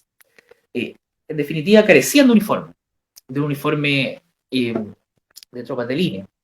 Llevaban cierto lo opuesto, de armamento moderno o de instrucción. Muchas veces, a veces, o cierto, obtenido un armamento por saqueo. En esta oportunidad, por ejemplo, dentro de mi indumentaria, llevo, cierto, una camisa de época, en esta oportunidad, una camisa sin botones, sino que amarrada, por ejemplo, acá en sus mangas, el tradicional poncho indiano, que no solo lo llevaban los milicianos, sino también los soldados, muchas veces cruzados. Nosotros en las recreaciones lo utilizamos, ¿cierto? Cruzado, para recordar que esto era parte de la indumentaria de las tropas. Eh, Incluso en ocasiones las mismas tropas de línea también luchaban con este poncho indiano. Eh, Tejido telar, recordar que el poncho también tiene un origen mapuche, en el Macún. Eh, Igual utilizaban un calzón largo de algodón debajo de la ropa y que desde el cual se veía la ropa interior. Recordar que y además utilizaban a veces un calzado para montar, o también, por ejemplo, acá tengo una recreación de un calzado también de cuero, esto es de cuero de chivo, hecho también justamente por nosotros mismos. Recordar que en lo que es la recreación histórica buscamos también recrear esto. Recordar, por ejemplo, que los soldados, ¿cierto? En el conversatorio anterior usaban un calzado, el derecho igual al izquierdo, no estaba diferenciado. Y en este caso, ¿cierto? Utilizando una especie de antepasado de las hojotas actuales de los campesinos, pero solamente de cuero y hecho fabricado, ¿cierto? Artesanalmente. Además, porto en esta oportunidad, por ejemplo, llevo, ¿cierto? Por aquí, bueno, aquí adelante, justamente estoy utilizando este sombrero, que es un sombrero de bonete, también de época, de paja, y una bayoneta, justamente para abrigar. A veces esta misma bayoneta podía utilizarse tapándolos las orejas para poder, cierto, abrigar. Recordar que en el paso de los Andes se utilizó también esto para poder estar mucho más abrigado. Además, armados, como dicen, en la fuente con lanzas de coligüe, de punta de acero, de fabricación local, con ambas hojas, a veces o a veces con punta de bayoneta de cubo, movilizados mayormente a caballo. Como se advierte en varias ocasiones, se formaron estas milicias de a caballo. Sin embargo, algo que también fue parte de la época en la independencia, el saqueo luego de la batalla, y los milicianos obviamente hicieron parte de esto. Justamente en esta recreación yo también utilizo un sable de infantería, que es el briquet, un sable corto, como vemos por acá. Sin embargo, ellos igual utilizaban cuchillos criollos. Recordar que un cuchillo, por ejemplo, criollo de origen hispano que se utilizaba en la época era el belduque. No tenemos acá una réplica, pero muy parecido también. Sí, a ver. Disponía entonces utilizaban cuchillos criollos. Y obviamente cuando venía la época de la batalla, también realizaban pillaje y tomaban obviamente las armas y por qué no también armas de fuego, pero considerar a lo mejor un tipo de carabina, que es lo que se puede disparar desde el caballo. Como advierte también, por ejemplo, Juan Manuel Cabot, en un testimonio de 1817, cuando se advierte de las funciones que también realizaban los milicianos, dice: para aumentar el número de fuerzas, traje de la ciudad de San Juan, de esta plaza, no fue preciso echar mano a los mismos milicianos que quedaban y, que se habían excepcionado de levas y reclutas, por justas consideraciones de sus numerosas familias indigentes y servicios personales que exhibieron a sus expensas. Hasta la fecha, solo han vuelto los necesarios a trasladar las mulas y útiles que quedaron en nuestra ruta hacia dicha ciudad, y los que fueron en custodia de los prisioneros se digne resolver su retiro, en que me desinterés, convencido del constante mérito y su conducta con la que han desempeñado sus fatigas en la presente campaña. Es decir, en ocasiones, en diferentes fuentes, se destaca la labor de los milicianos, pero en otras también, de hecho el mismo Quintanilla, se cuenta que en realidad eran unas tropas que muchas veces no aportaban mucho, y que a los primeros disparos de artillería enemiga, ¿cierto?, desertaban. Y ciertamente está testimoniado como tal. Y en otras fuentes, como he comentado acá, se destaca que también tuvieron una participación efectiva en cargas de caballería ligera, y también persiguiendo incluso persiguiendo fugitivos en combate, utilizando, por ejemplo, lazo, laceando, ¿cierto?, a las tropas enemigas. Eso es lo que quería comentarles, ¿cierto?, en esta exposición acerca de los milicianos. Aquí estoy, ¿cierto?, a ver, voy a hacer un enfoque con la indumentaria de época, que es lo que buscamos también representar en nuestra asociación. Sí, ahí estamos. Sí, bueno, justamente igual llevo, ¿cierto?, el pantalón, igual como todo miliciano, llevo también, como por así decirlo, de un saqueo, un tipo de polaina. Recordar que ellos, la polaina, que sirve, ¿cierto?, para cubrir el pantalón, sería en este caso, ¿cierto?, como prácticamente después de haber saqueado unas tropas, una polaina prácticamente que usaba una tropa de infantería. Eh, También a este traje igual se puede sumar, recordar el uso de espuelas en lo que es el montar al caballo, un calzado similar al zapato guaso prácticamente que vendía. Y si fuera de a pie, ¿cierto?, también utilizaría el calzado, como les mostré, ¿cierto?, jotas, que son un calzado de cuero artesanal, que incluso también utilizaban hasta los mismos soldados de líneas que no tenían calzado. O sea, utilizaban prácticamente lo que encontraban, o a veces, ¿cierto?, como el que estuve mostrando acá. Muchas gracias y espero que les haya gustado, ¿cierto?, esta exposición. Muy bien, muchas gracias, estimado Carlos, por la interesante ponencia interactiva, porque nos permite justamente conocer en primera fuente cómo fue la vestimenta de los milicianos y su participación en el proceso de independencia. Muchas gracias, estimado Carlos. Pues bien, vamos.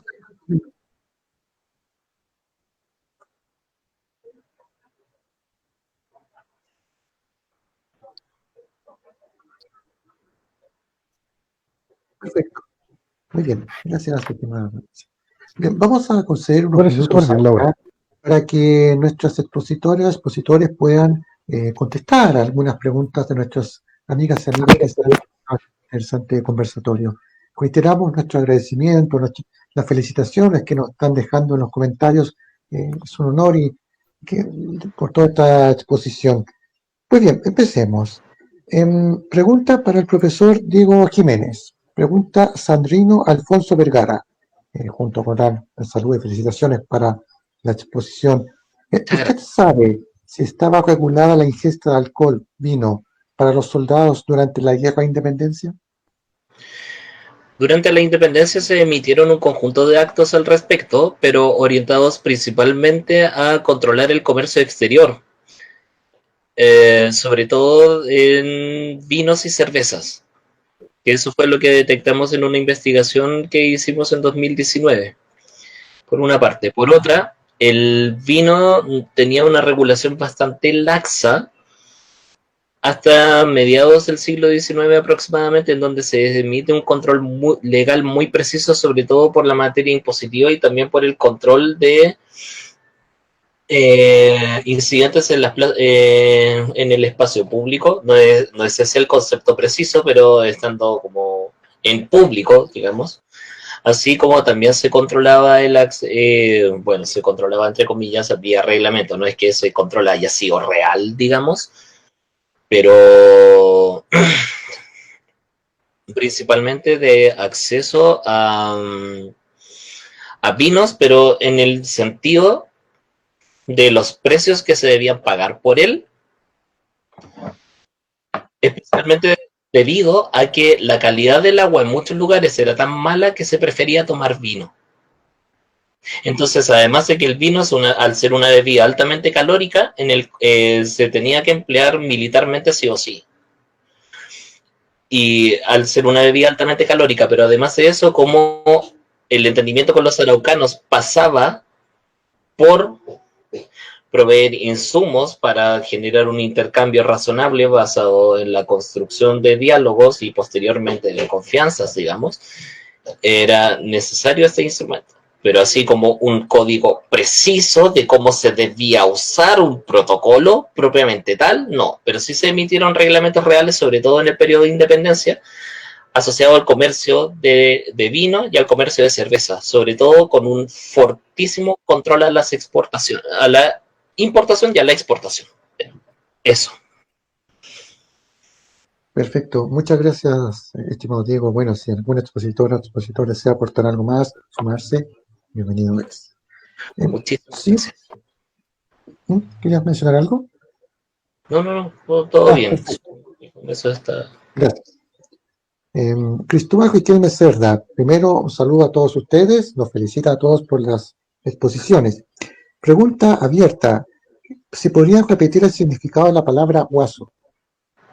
Sí. Bueno, viene de según las etimologías, justamente que se han hecho, de Oreste Plat, por ejemplo, viene de una palabra del origen quechua, que significaría el anca del caballo, que es el lomo del caballo. Y de ahí derivó como en la persona que monta el caballo. Un concepto que igual recordar entonces que hoy en día prácticamente está muchas veces ha cambiado su significación, porque se ha asimilado como el guaso a la persona que tiene cierta indumentaria. Y en realidad, en la época, el guaso era la persona que monta el caballo y no necesariamente la indumentaria, sí o no. En definitiva, usaba cierta indumentaria, pero que ha ido variando en el tiempo. Eso, ¿cierto? Para poder aterrizarlo por ejemplo, lo que hoy se ve, ¿cierto? Porque, de hecho, ¿cierto? Cuando viene la época de fiestas patrias, existe el vestuario guaso, pero en realidad, en estricto rigor, ese vestuario tiene una funcionalidad que se da y cobra vida cuando la persona monta el caballo. Las polainas, las espuelas, todas se usaban efectivamente en el montar el caballo. No, sin embargo, igual recordar que hay una indumentaria del mundo campesino, que es algo diferente también. Dentro del mundo campesino está la indumentaria guasa, pero no necesariamente, ¿cierto? Para poder diferenciarla una de la otra. Según la fuente, igual durante la época, muchos de estos milicianos eran mayormente guasos porque preferían de preferencia participar con caballos, ¿cierto? Ser parte de una caballería ligera en estos combates. Y recordar que también era más fácil, ¿cierto?, torcer rienda, escapar en caballo, que desertar a pie, por ejemplo, ser parte de una infantería, en este caso. Perfecto. Sí. Muy bien, pasemos a la siguiente. Gracias, estimado Carlos, por la respuesta ante el cometido. Sandrino Alfonso Vergara Paredes nos pregunta al profesor Juan Eduardo Mendoza, sobre la participación del general Carrera, José Miguel Carrera, en las campañas del sur. durante la Patria Vieja. Bien, muchas gracias, Sandrino, por la consulta. Hay que señalar que para 1811, cuando ya llega Carrera a Chile, habían dos militares profesionales, que eran Juan Maquena y José Miguel Carrera. Ya el primero en organizar las fuerzas, eh, por así decirlo, nacionales, ya va a ser Maquena, y luego, como señalé, hay una reorganización con, con José Miguel Carrera, que debe enfrentar el año 1813 el desembarco de Pareja y el inicio de la guerra de independencia, la campaña al sur. Este tipo de campaña tiene en particular que es una guerra entre irregular, una guerra que, tomando en cuenta, y eso es lo que me gustaría recalcar, que el soldado no estaba muy bien eh, capacitado para la guerra de la época, ya que carecía, como bien mostró Carlos, ¿verdad?, de los utensilios, del uniforme y del armamento, ¿ya? Entonces, no podemos decir que habían unidades muy, muy profesionales en esa época, sin contar, claro, las de Valdivia y Chiloé, que son precisamente las que trae Pareja hacia la zona centro-sur y donde se libra esta guerra, ¿ya? Pero se lo queremos señalar como una batalla en forma, ya para los cánones de la época, fue la batalla de Rancagua, que como sabemos con muy mal resultado para los patriotas, y esto se dio porque meses atrás, ¿verdad?, estaban en pugna, habían librado un combate los higienistas, los carrerinos, en la Hacienda 3 a 6. Entonces, la preparación de la gente y de la época era muy escasa. Los soldados tendían, como se ha señalado, a, a desertar ya o a cambiarse, a darse vuelta la chaqueta, cambiarse, ¿verdad?, la carapela. Entonces, no hay en este periodo de la Patria Vieja todavía una campaña militar tan en forma como la conoceremos en la Patria Nueva. Ya hay que recordar que en Rancagua llegan ya con Osorio batallones profesionales como el batallón Burgos, los Talavera, ya, y eso cambia radicalmente, cualitativamente, el tipo de enfrentamiento, ya. Y para el ejército chileno todavía le quedará mucho para prepararse y adiestrarse, como lo hará el Plumerillo, para luego cruzar los Andes y llegar a Chile en la batalla de Chacabuco, donde ahí tendremos otra batalla más en forma, ¿ya? Así que es toda una evolución, es toda una evolución, por eso no me detuve mucho y preferí destacar los otros aspectos de carrera. Eso, gracias.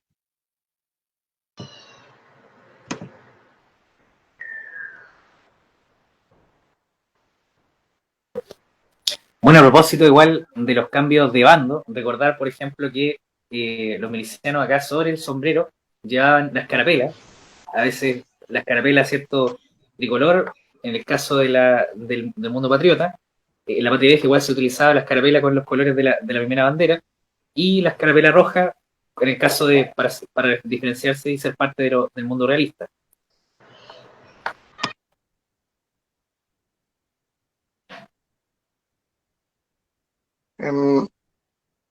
Del aire, disculpen. Sí, disculpen, lo que pasa es que tuve un tema técnico, se me cayó el internet, así que estoy usando mi teléfono.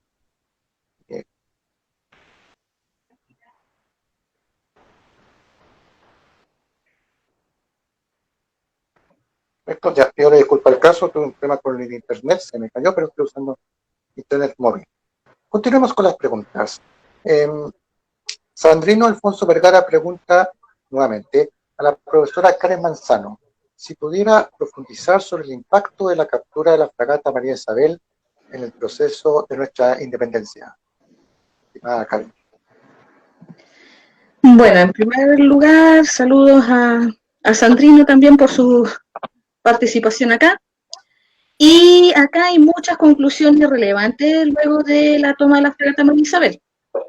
En primer lugar, se empieza a consolidar fuertemente el poder naval de Chile en el Pacífico Sur, ya que este hecho significó a la larga que los españoles tuvieron un camino mucho más difícil para enviar sus tropas hacia el Perú o hacia la zona de Chile en donde se encontrara en ese momento el conflicto.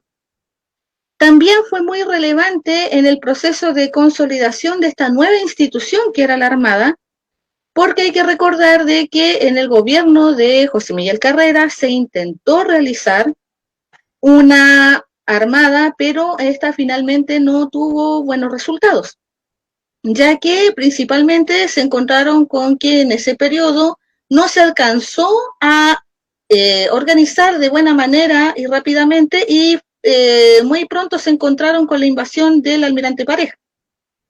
También acá hay otro hecho relevante, que es sin duda el hecho de que España quedó muy alicaída en cuanto a su poder naval en general, ya que finalmente no lograron enviar nuevas tropas con la misma velocidad. Como yo les decía, Chile por un lado se consolida, España se debilita, pero también demuestra la poca capacidad logística que a esas alturas ya estaba teniendo España a nivel general en este proceso luego de la reinstalación de Fernando VII. Y sin duda también otra conclusión relevante es que este combate, a pesar de que fue en la misma región, es poco conocido. Y lamentablemente solamente se hace mención de él como un combate, pero está enlazado fuertemente con la relación de la época, la relación internacional en general y lo que había pasado luego el Congreso de Viena. Ya que aquí estaban involucradas principalmente dos potencias europeas, España, quien es el que envía la expedición, y Rusia, que había sido quien vende estos barcos. Desde ahí en adelante ya claramente se empieza a consolidar la situación de Chile en desmedro de lo que ocurre con España y ya luego se hace ya pocos meses después la expedición libertadora al Perú. Entonces acá tenemos un fuerte componente de que acá se logra consolidar los inicios de la Armada Nacional. ¿Alguna duda? ¿Consulta?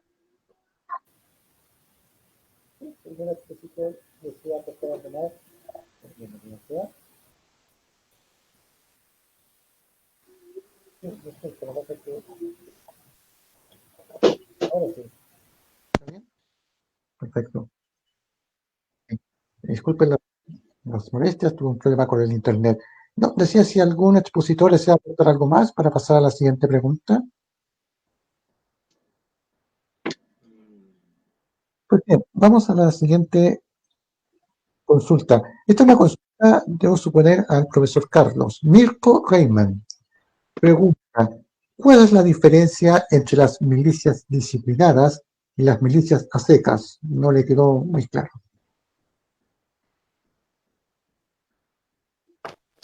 Bueno, yo me refería justamente que hay milicias regladas, disciplinadas, provinciales.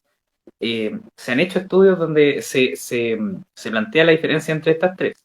Recordar que la voz, ¿cierto? O sea, en muchas veces en las fuentes a veces se dice milicianos. Entonces, si bien es cierto, el concepto de miliciano, de guerrillero que representamos, que estoy recreando, recordar que, por ejemplo, igual también en lo que fueron la acción como las montoneras, también se utilizaron este tipo de tropas.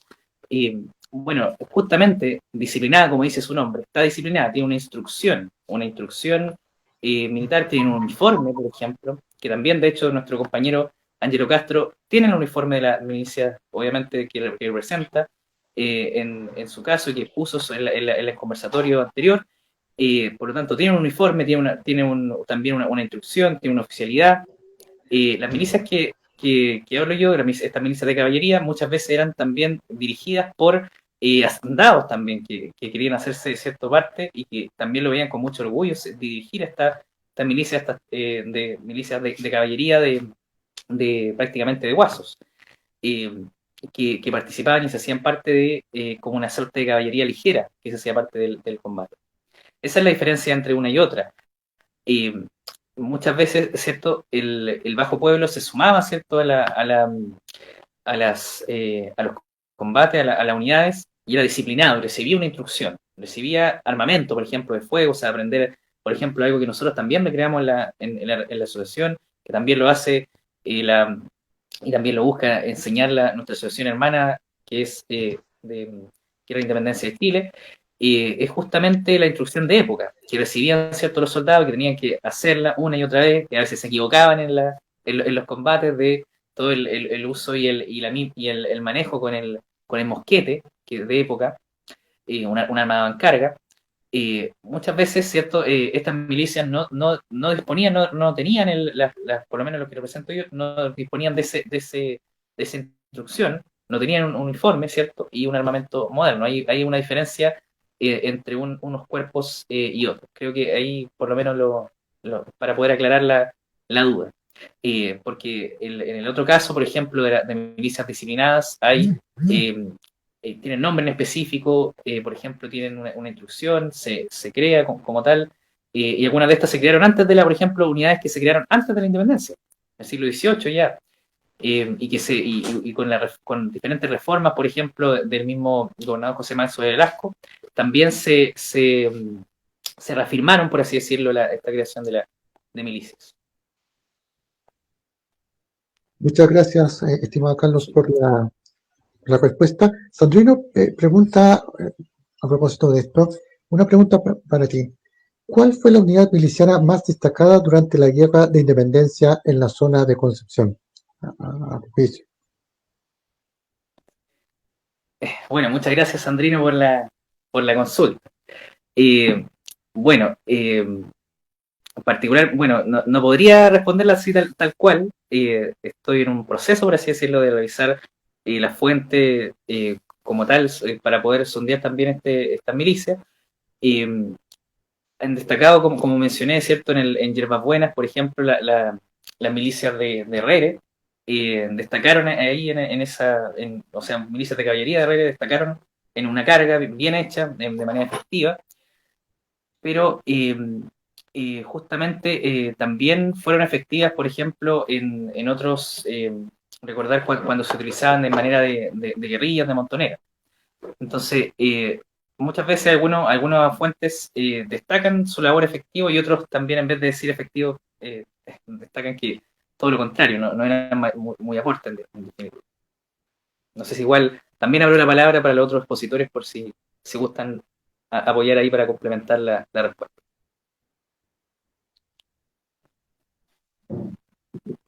Sí, A ver, sí. Ahí nuestro compañero también nos está comentando. sí, justamente, estimado Ángelo Castro González, a quien le enviamos un afectuoso saludo y agradecemos que esté viendo parte de la agrupación.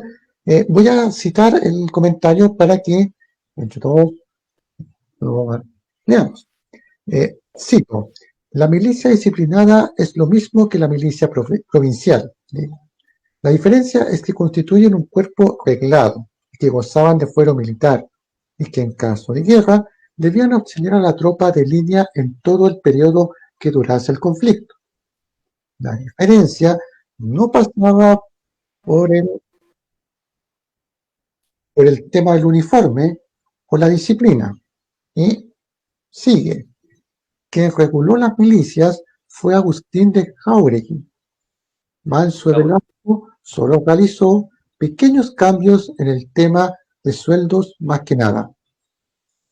Comentario, el aporte que realiza Ángelo Castro a propósito del tema que se había formulado. Presidente de la respectiva agrupación, a quien le enviamos nuevamente nuestro afectuoso saludo. Sí, como decía el profesor Carlos, si desean añadir más información, expositores, bienvenidos sean. En las crónicas que revisé de los milicianos, en realidad como que se menciona más bien como el espíritu que tenía esta fuerza,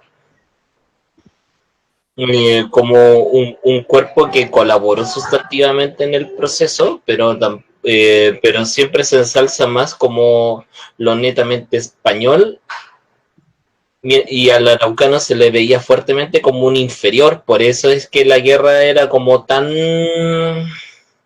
cruenta, especialmente en los relatos de Mariño de Lovera. No obstante, ese discurso empieza a cambiar fuertemente para no verlo como un inferior, sino que como un adversario. si nos ceñimos a Clausewitz, por ejemplo. Entonces, en ese sentido ya se podía pactar y conformar acuerdos, y los milicianos son bastante mencionados en ese proceso, pero no como una entidad de iguales, sino que como una entidad en un proceso de formación en donde en bastantes momentos fueron muy necesarios, pero nunca al nivel del soldado español. Perfecto. ¿Algún otro comentario que deseen efectuar, aprovechando la instancia? Bueno, Sandrina, acá nos reitera las felicitaciones a todos ustedes, las expositores, expositores, por la ponencia. Incluso hay saludos de diversas partes del país, incluso del exterior. Enrique Castro, Cuba, saluda desde el Perú y dice, y viva el vino chileno, para que se tenga presente. Y bueno, muchos saludos, agradecimientos por tocar aristas de un tema tan importante como es la importancia de Concepción como ciudad de la independencia. Esto es el segundo conversatorio de esta saga que tuvo su primera parte hace unas semanas atrás, y que agradecemos la sintonía, la recepción que ha tenido por parte de nuestras amigas y amigos que se han conectado a esta interesante actividad. No sé si alguna expositor quiera comentar algo adicional antes de ir cerrando esta actividad.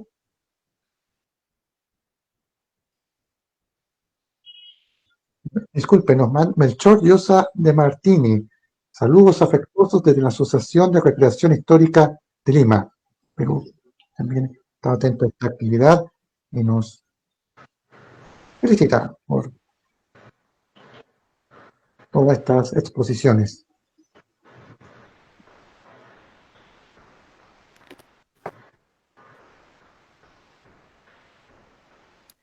Bueno, igual agradecer también a todos los que, a quienes siguen también la página de la agrupación. Recordar que constantemente estamos también subiendo cápsulas históricas, que también pueden visitar, recordar. Varios de nuestros miembros también expusieron. Este conversatorio igual va a quedar, el video va a estar para que lo puedan volver a revisar, ¿cierto? Cualquier duda pueden también comentar. Y agradecer en general a todos su participación.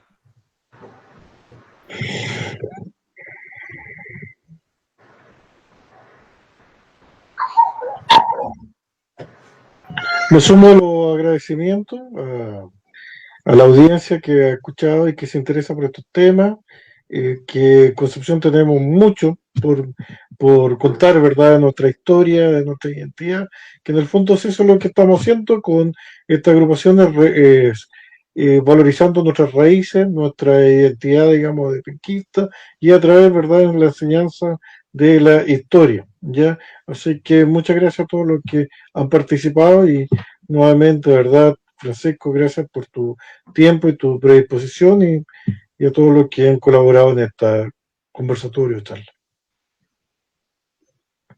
Sí, sí. Karen, Diego, ¿quieren mencionar algo antes de cerrar la actividad?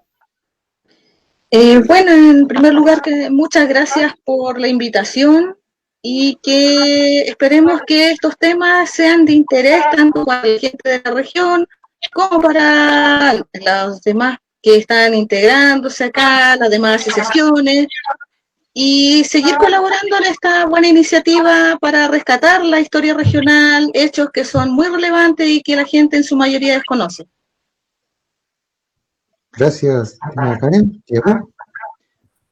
Finalmente, tengan en cuenta que cuando beben vino de la zona, lo que están bebiendo es un legado. Es un legado, es cultura, es un alimento, en donde cada uno, desde los más diferentes rincones del país, se están llevando a Concepción en su paladar. Y que Concepción era mucho más que eso, era todo un sistema, toda una zona. Y bueno, eso es lo que nos une como pueblo. Piensen, indígenas, chilenos y españoles se unieron todos en ese producto, de alguna forma u otra. Exactamente eso nos Bueno, también sido en lo personal, y con el permiso respectivo de la organización, de la agrupación, de reiterar mis agradecimientos por nuevamente conducir este conversatorio. Ha sido un honor poder estar con ustedes, también nuestras amigas y amigos que sintonizaron esta importante actividad. Como ustedes han dicho, este episodio de la independencia hay que recordarlo de manera constante, ¿ah? No solamente cuando se acerca el 18 de septiembre o alguna fecha similar, y más ahora que en unas semanas más conmemoramos la declaración de la independencia de Chile efectuada aquí, en nuestra zona, Talcahuano, Concepción. El momento en que Chile deja de ser parte de la corona española y ya es un país soberano, ¿no es cierto? Acto que realizó Bernardo Higgins en los mausoleos de Perales de Talcahuano en la madrugada de ese día. Y que, por cierto, en lo personal siempre he defendido esa fecha y que marcó un antes y un después en la historia de nuestro país. Muchas gracias por sintonizar esta conversación, esta interesante actividad, y nos encontraremos en una próxima oportunidad. Reitero mis agradecimientos y que estén muy bien. Y cuídense, por favor, en este tiempo de pandemia.